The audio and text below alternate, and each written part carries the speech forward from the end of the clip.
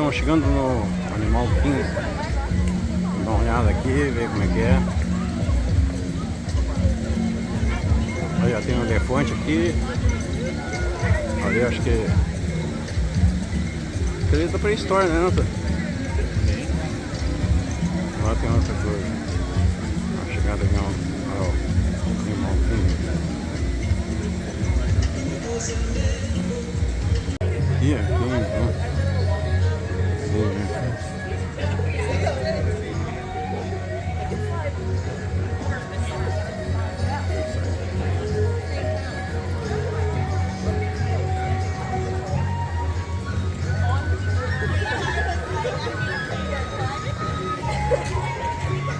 Lanche americano.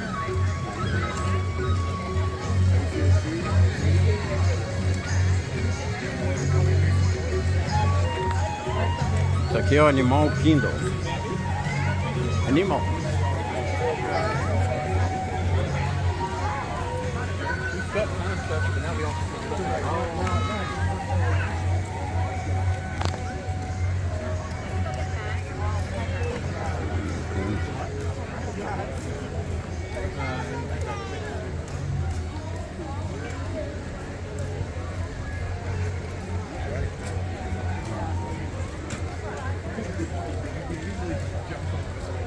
É, aqui não tem muita coisa que ver, né? Pandora. Ah. Olha.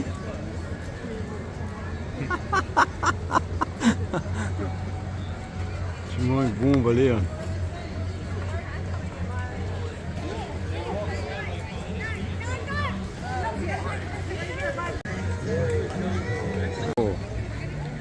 Otter Grotto. Vamos lá.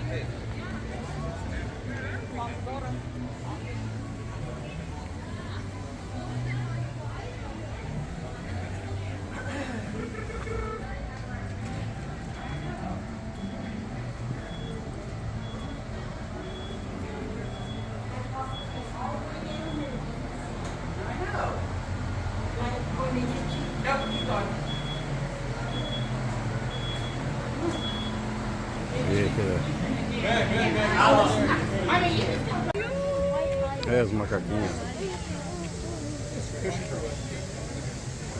Legal. Tranquilo, sereno aqui, comendo e os caras aqui querendo me filmar. Não posso nem comer em paz. É brincadeira. Que lindo. Isso aqui pra cabeça. Não sei se vai ser muito bom em termos de visita, mas pra cabeça isso aqui, pelo amor de Deus. The quieter that we are, the closer they may get. But our first stop today is in the Little Ituri Forest, home to some animals with some really great camouflage. So great, in fact, that they could probably be standing right next to us, and we may not even see them. Oh, but it looks like over on the right-hand side, I am noticing a very, very special day. Now, over by those bamboo, right under them, that is the yellow-backed duiker. Now, why I say this is super special is that throughout all my days, they are super shy and super reclusive. And I get that name because they have this yellow patch on their back, and whenever they're startled, they'll dive into bushes and they'll let out this big old whistle sound to stay hidden away from the predators. So that is just an awesome experience that we got. Now, that other animal, that is the okapi. Now, this okapi might look like it's part zebra due to those striped legs, but they're actually more closely related to the giraffe. Those striped legs actually just allow them to remain hidden during the daytime. As you can see with the sunshine through the leaves, it creates a black and white striped shadow pattern along the ground. And that's kind of how the okapi stays hidden. Now, up on the hill on the right-hand side, it might look like a deer, but it's actually a kudu. Now, this greater kudu is a female, and I'm able to tell due to the fact that she does not have horns on her head, while the male greater kudu do. Now, over on the left-hand side, so literally lefts and rights, is the black rhino.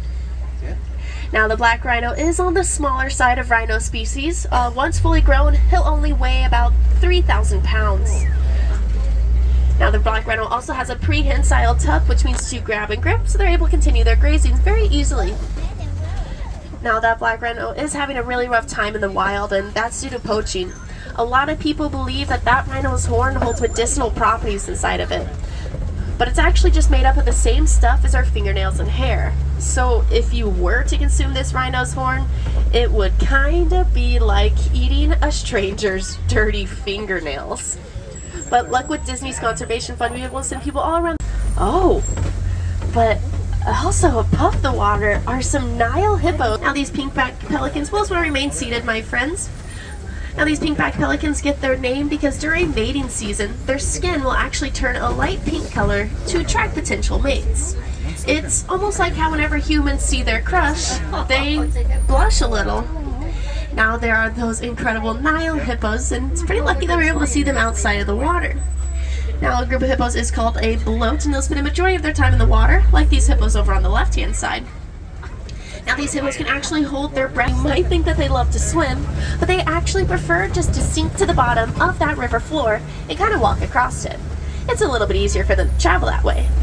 Now these hippos can run about 15 miles per hour across that river floor and run about 30 miles per hour on land. And they were not kidding when they called them some hungry hippos. Because each and every day they'll consume about 90 pounds of food, which is the equivalent to the size of a baby hippo once first born.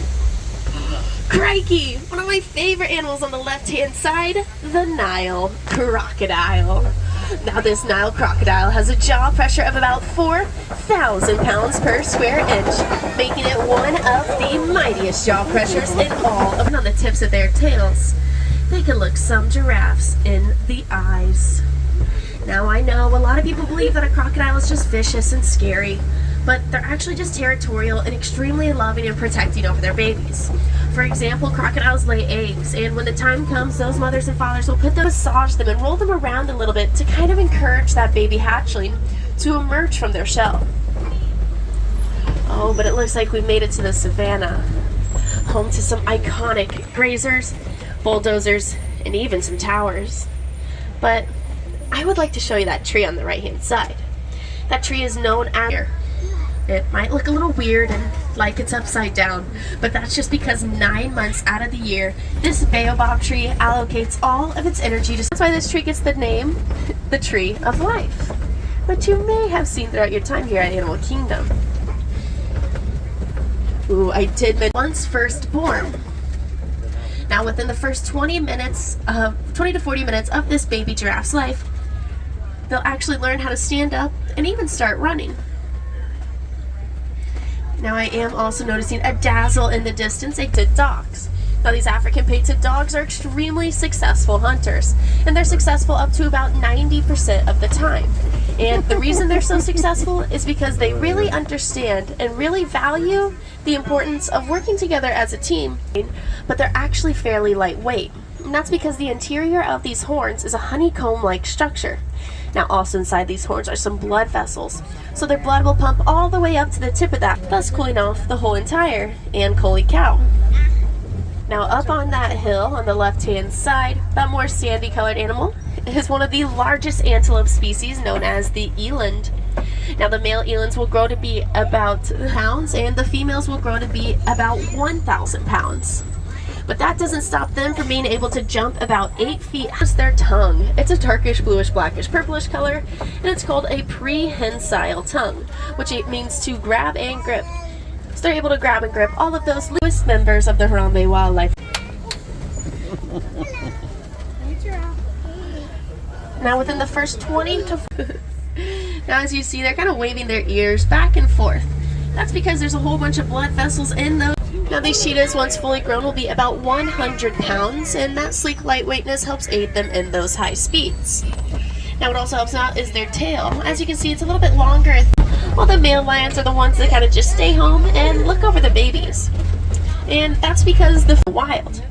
Now while the male lions are the ones that kind of just stay home and look over the babies. And that's because the wild. Now